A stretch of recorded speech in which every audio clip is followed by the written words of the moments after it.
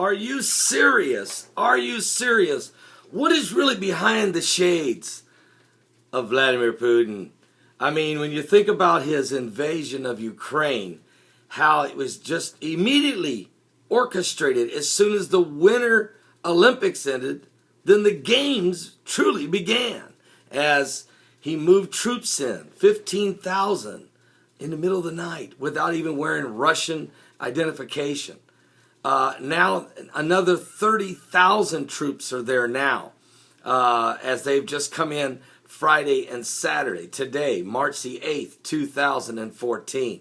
There are tanks and helicopters, fighter jets, and he has taken over the airport, taken over several military bases, taken over the docks along the Black Sea, has hemmed in Ukraine's 2 warships to where they can't get out by sinking an old Russian ship in the strait so that it ties up the strait and the Ukrainian warships can't get out of the dock and nothing else can get in.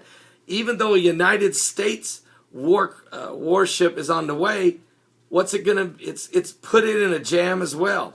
Now, as all these moves are taking place, he continuously to just nonchalantly deny and shrug his shoulders, and it's a master plan that he's working. Biblical prophecy told us that the bear would rise from the north. The Bible told us that Gog and Magog would be the final battle in Ezekiel 38 and 39. And certainly we know that Israel is being strategically now surrounded by Russia.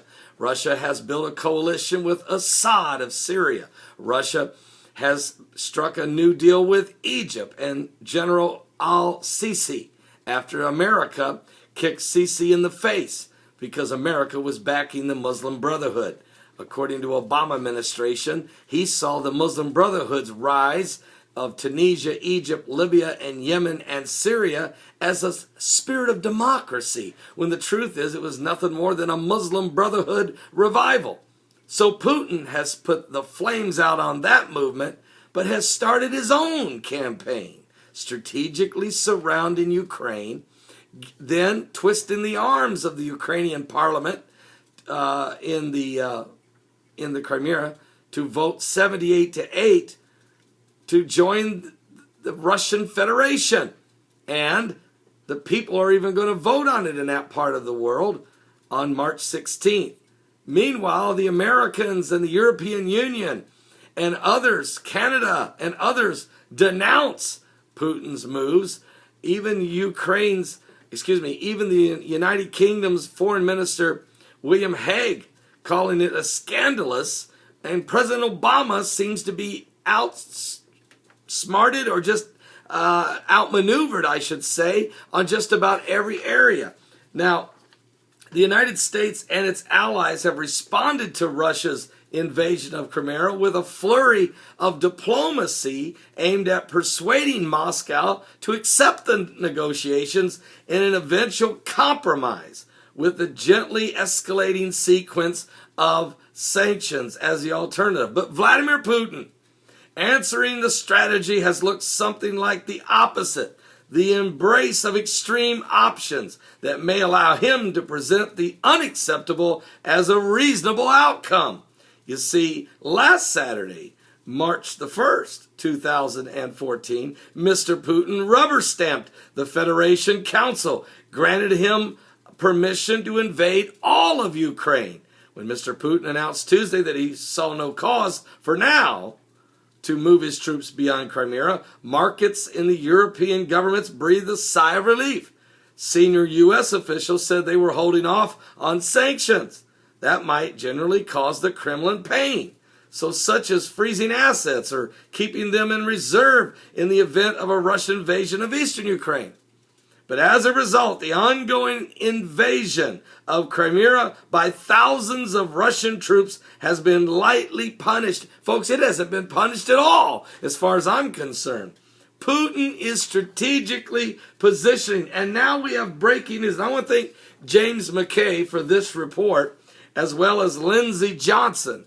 Russia has just said today they're going to ratchet up the international tensions over the Ukraine by a big notch today, March 8th, the day after mobilizing air and coastal defenses for a large-scale month-long drill to prevent the disruption of the May 16th Crimea referendum vote, the defense ministry in Moscow announced Russia's considering halting the foreign inspections of its strategic weapons arsenal, including nuclear-capable missiles, in response to the threats from the United States and NATO over the Ukraine crisis. In other words, Putin is considering breaking the SALT agreement that was signed by President Ronald Reagan.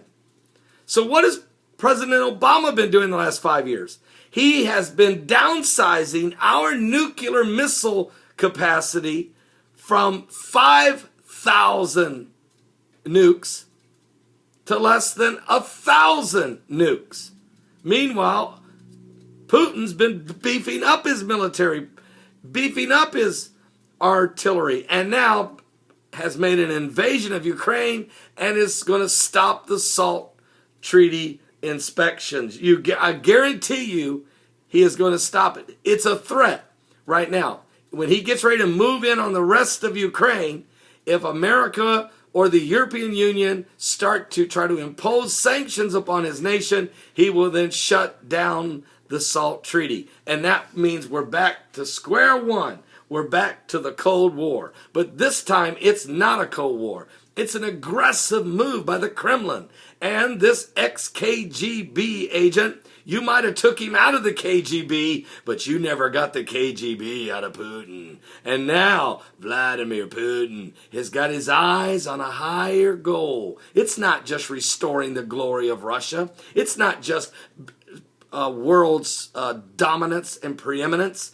Vladimir Putin may be the man that's looking for the power to control the world. He may be the front man of the new world order. Well, I don't know. We're going to have to wait and see. But certainly, this is becoming very, very significant as we look at Bible prophecy. Will there be a peace agreement signed where Israel and Palestine, two-state solution during the 4 blood moons, while Russia's taking over countries in Europe? And when America is broke, busted, disgusted, has cut back its military, reduced its arsenal, and went back into its own little corner of the world?